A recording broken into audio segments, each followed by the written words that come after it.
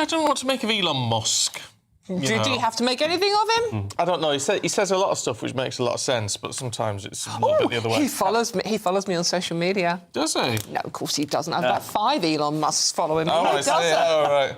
Anyway, he's unveiled a self-driving robo-taxi. That's the new thing. It's unlikely to be on the roads before 2027. That's not very far off. Hold on, we're 2024 now, she says, yeah? Yeah, but that would be... I mean, that would be quite cool. I mean, not good news if you're a taxi driver, actually. No. Is it? But the idea that this car just pulls in and you just get in and it just drives you somewhere. Yeah, but who's going to chat about the weather with you and, that sort of thing? Come on, you know and those football. times you get in a taxi and you just don't want to speak? Yes. And someone insists on chatting all the way to you. I like having a chat with cab drivers. I bet you do. Yeah, good old natter in the back of it. Especially black cab drivers. Shout out to all the black cab drivers out there. 3 weeks ago, my mate arrived for his honeymoon in Florida, and he sent me a video. He couldn't believe it. He got into he was in a driverless cab. I'm just not going to... Yep, I've got a video of it if you want to see it later on. How long was the journey?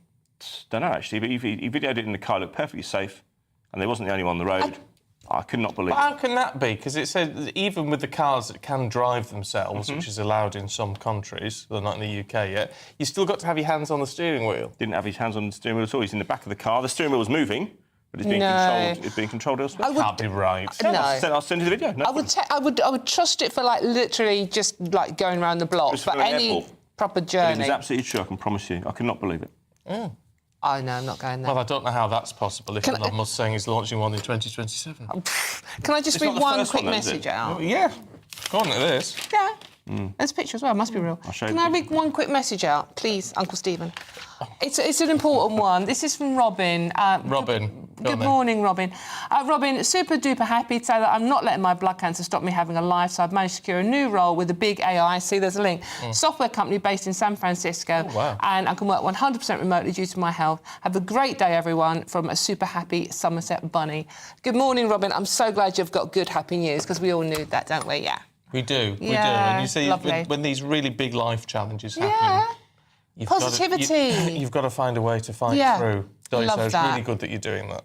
Yeah, so keep positive messages coming in. gbnews.com/your say. We haven't got a lot of positive news for you this morning, sadly, because it's 100 days today since Labour's landslide win at the general election in July. But have we seen any of the change that was promised? The grown-ups, remember? And this is despite the Prime Minister admitting he's had setbacks, his promise not to be knocked off course. Well, our political editor, Christopher Hope, reflects on the party's time in office so far. Now our country has voted decisively for change, for national renewal and a return of politics to public service. That's what Sir Keir Starmer promised on the step of 10 Downing Street 100 days ago. It's been 14 years since the last Labour government. He promised an agenda full of ambition and plans to make a change. In recent weeks, his government has published its new employment rights bill, the introduction of GB Energy and lifting a ban on offshore wind.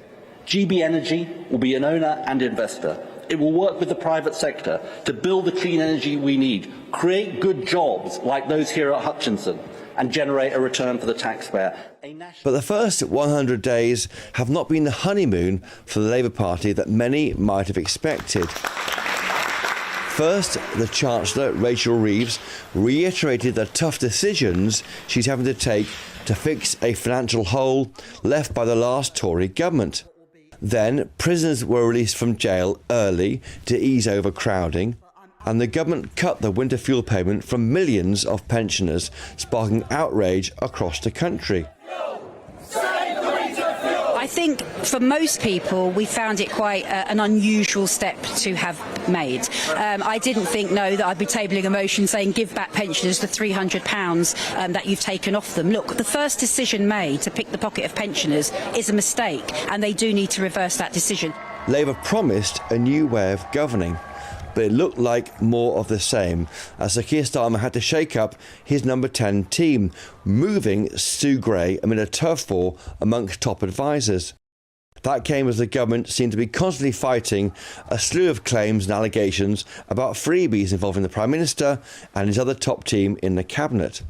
Prime Minister, you are having to reset before you've even hit 100 days in government. Your envoy for the regions isn't even here at this first summit. Is this embarrassing for you, and do you have a grip on what's happening in government?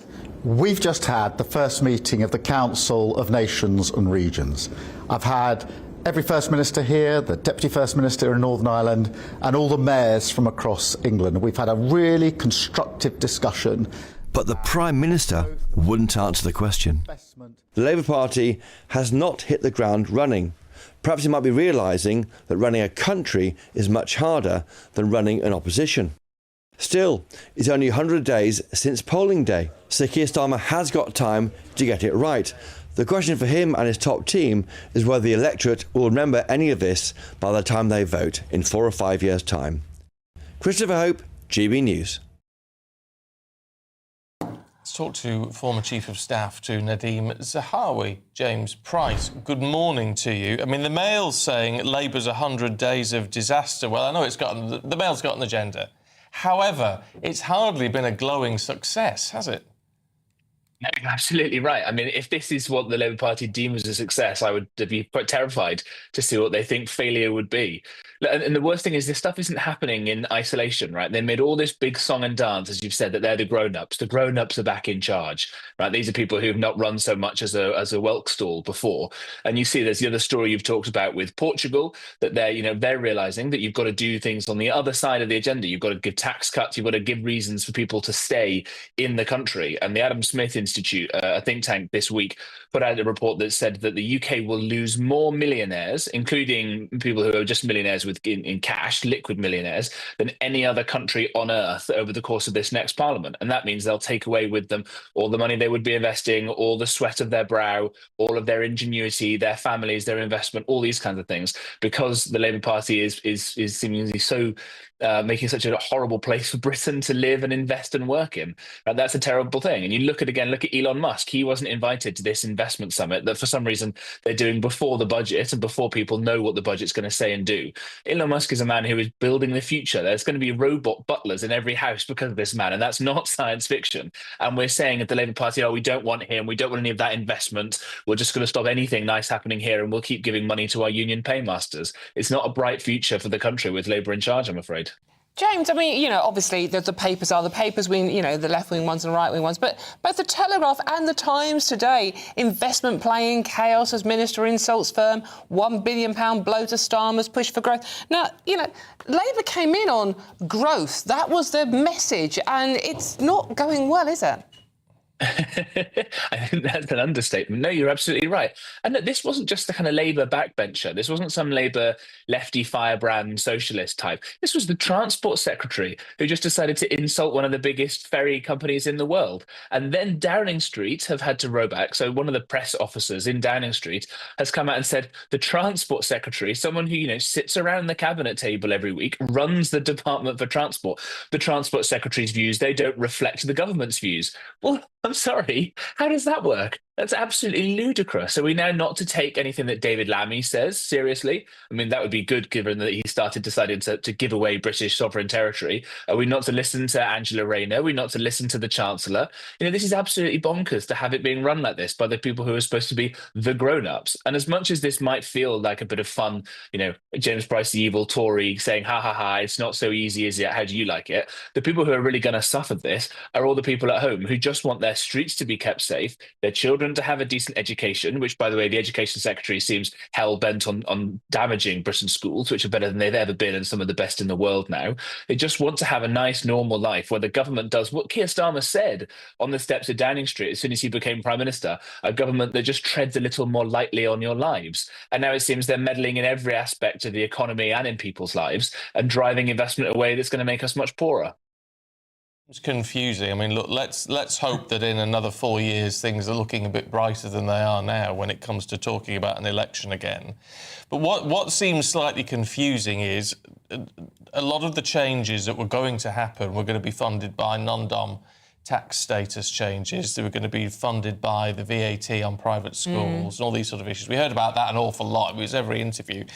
And yet both of those actually, even the time of implementation, if nothing else, seems to be in doubt.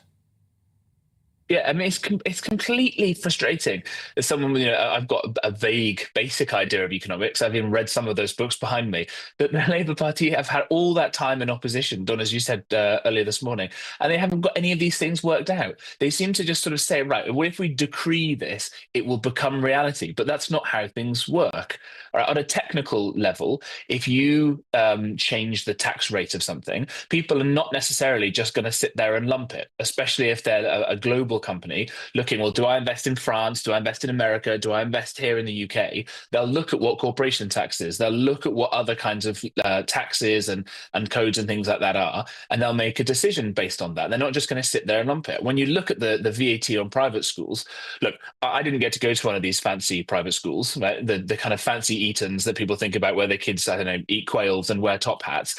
But those private schools are very, very good at producing high quality people we need to work in the economy. But most of those private schools are much smaller provincial ones where people who do send their kids there probably work 2 jobs just to try and give their kids a better quality of life, which I think is the most noble thing, frankly, a person can do. Lots of them, of course, are for children with special educational needs and disabilities. They're all going to get absolutely clobbered by this. You've got parents of kids with disabilities who are terrified that their children aren't going to get the kind of education and support they need, because you've got a Labour Party who seem hell-bent on, frankly, class warfare rather than classrooms. I mean, it's a crying shame, and nobody voted for this. Nobody voted for this. Just one final quick question. You were a former Chief of Staff. I mean, obviously, another former Chief of Staff, Sue Gray, is also the elephant or middle-aged woman in the room at the moment. I mean, that's not been handled brilliantly, has it?